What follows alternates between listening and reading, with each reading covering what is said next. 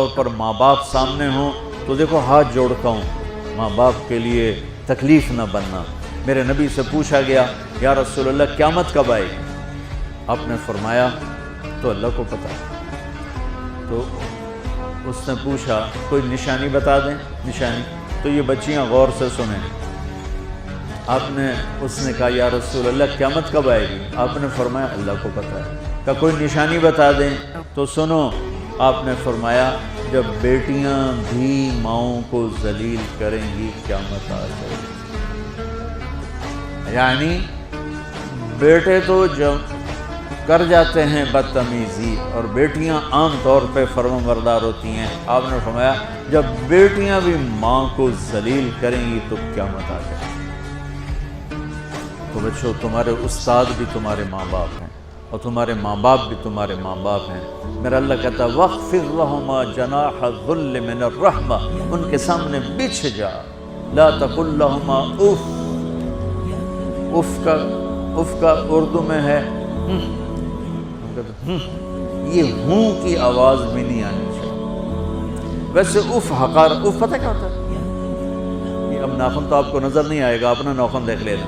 ناخن کے نیچے جو ہلکی سی میل جمع ہوتی ہے نا، اس کو عربی میں اف کہتے ہیں۔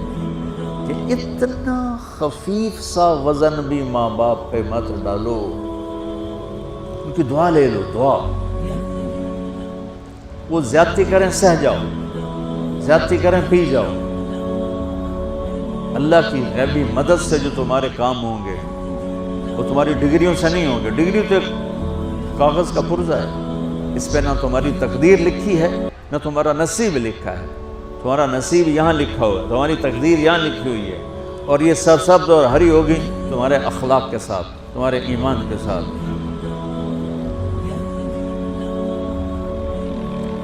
موسیٰ علیہ السلام نے پوچھا یا اللہ میرا جنت کا ساتھی کون ہے؟ تو اللہ تعالیٰ نے کہا وہ جو کسائی ہے فلاں وہ تیرا جنت کا ساتھی۔ موسیٰ علیہ السلام اس کو دیکھنے پہنچ گئے، دیکھا تو ایک کسائی بیٹھا چوکڑی مار کے گوشت کاٹ کاٹ کے بیچ رہا ہے۔ وہ بڑے حیران ہوئے، اے میرا جنت کا ساتھی کیوں بن گئے؟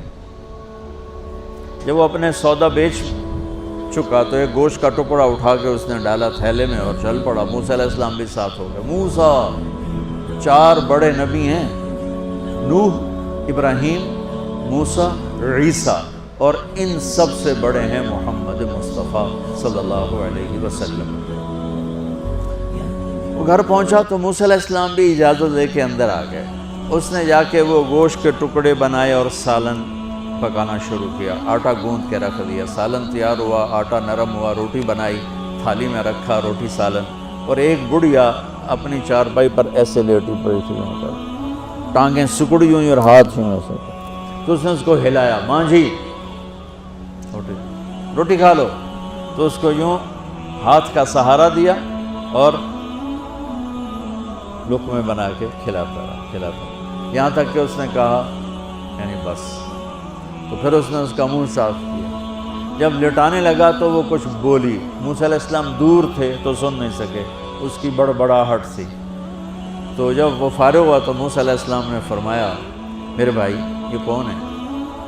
کہا جی میری ماں ہے، میں کسائی ہوں، میں صبح اس کی ساری خدمت کر کے جاتا ہوں، پھر شام کو جب آتا ہوں تو پہلے سارا اس کا کام کرتا ہوں، پھر بچوں کو دیکھتا ہوں۔ تو موسیٰ علیہ السلام نے فرمایا یہ کچھ کہہ رہی تھی جب تم اسے لٹا رہے تھے؟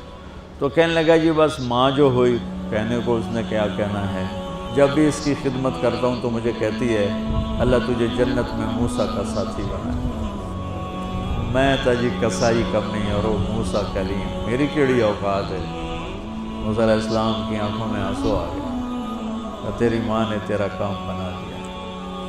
تو بچوں، اپنے ماں باپ کی ہائے نہ لو، دعا دو۔ اور ماں باپ سے کہتا ہوں اولاد کو عزت دو، بے عزت نہ کرو۔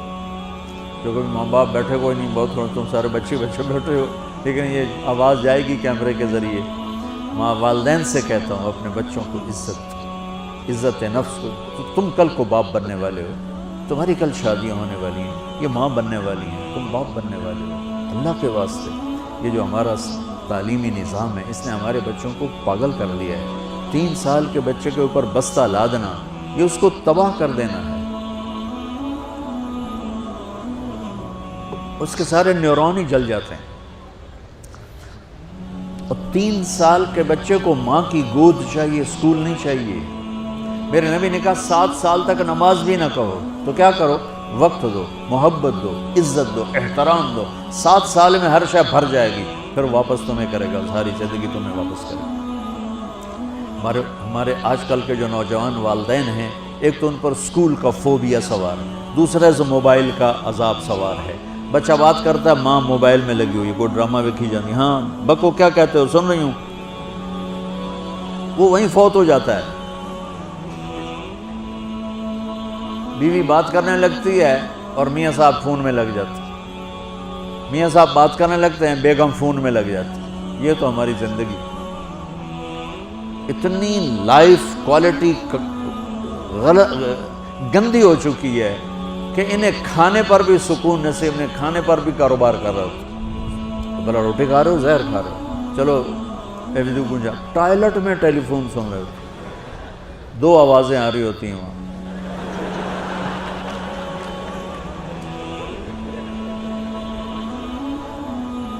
کچھ اپنے نبی کی زندگی کو سیکھو، اعتدال.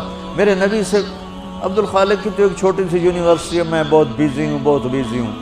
میرے نبی کے سر پہ 7 بر اعظم کے انسان اور جنات اور قیامت تک آنے والی نسلیں تھیں، اور میرا نبی بچوں کے لیے روزانہ وقت نکالتے تھے.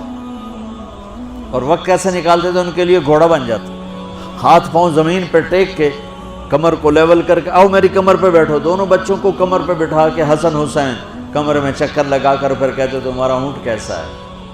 جس کو اتنی ذمہ داریاں ملی ہیں وہ وقت نکالے.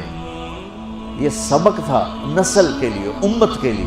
پھر دونوں بھائیوں کو اتار کے اکیلی زینب کو بٹھا کے چکر لگاتے، جھولے جھولاتے، کشتی کراتے، خود کشتی کرتے، ان کے ساتھ کھیلتے. بچوں آپ حیران ہوں گے، حسین 6 سال کے، حسن 7 سال کے، اور 7 سال میں کوئی ایک نصیحت بچوں کو نہیں کی، بس دل دیا، محبت دی، ہر شے. آج کل کے ماں کو ایک مثال سے بات عرض کرتا ہوں جو بہت آسانی سے سمجھ میں آ جائے گی. یہ جو ٹیلی فون ہوتے ہیں، مجھے تو ذرا وہ بند کرنا اور وہ آتا ہے، سننا آتا ہے، لیکن اس میں ایک بلوٹوتھ ہوتا ہے جو سنتا رہتا ہوں. اگر وہ آف ہو تو کوئی ڈیٹا شفٹ ہوگا؟ لگے رہو ساری رات لگے رہو. اسے آن کرو گے تو ڈیٹا شفٹ ہوگا. آج کل کے والدین نے اپنے بچوں کو بلوٹوتھ آف کیا ہوگا اور ڈیٹا شفٹ کرنا چاہتے ہیں. وہ کیسے شفٹ ہوگا؟ وہ کبھی اوپر سے گزر جائے گا، کبھی ادھر سے گزر جائے گا، کبھی ادھر سے گزر جائے گا. شدت، سختی، ڈانٹ ڈپٹ، طنز تانے. میں نے چھوٹی عمر میں سگریٹ پینے شروع کر دی، وہ 5-6 سال کی عمر، 6 سال کی عمر، اور اتنی عادت پڑ گئی. ایک دفعہ میں چھپ کے پی رہا تھا، میرے چھوٹے بھائی نے دیکھ لیا، اس کی عمر 4 سال. میں کہا طاہر میاں دیا میں نا، وہ آیا، میں نے ایک اس کو پلا دیا کہ میری شکایت نہ کر. ایک میں نے اس کو پلا دیا کہ یہ میری شکایت نہ کرے.